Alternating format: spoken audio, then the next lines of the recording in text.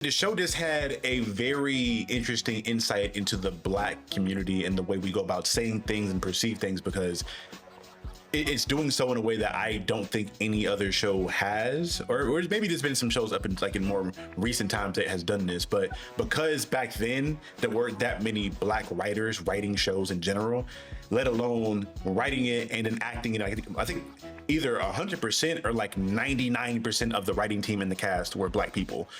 So it just felt like a inside joke, almost one of those things where you would say something and Black people automatically understand it, but for the other people, you either know because you're around Black folks or you have to have things explained to you. Beyond that, I just absolutely adored the voice acting in it, because a lot of the cast were people that I grew up watching other different stuff, especially John Witherspoon, because I grew up watching the Wayans Brothers show, so I'm like, I recognize his voice, so I recognize a lot of voices in this.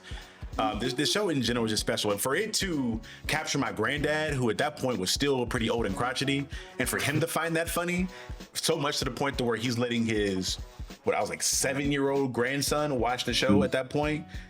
It was dope to me. And then the older I got, is the more I started to kind of break down the media of the show, like the subtle messaging and the other layers that were put into the show. Because if anything else, there are two things about this show that I found really interesting. One is the fact that this shit is like the Black Simpsons, with how much it was able to predict things within Black culture, and not just the culture, but like in music and the way we perceive things. A lot of it was really beyond its time.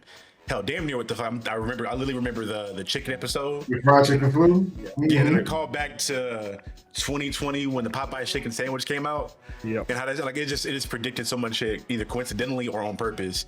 And then on top of it, I'm looking at how the show was able to just sneak in certain layers of, how do I put this? I guess a sociological framework, just looking at Black people as like a character study of like it looked at us as people.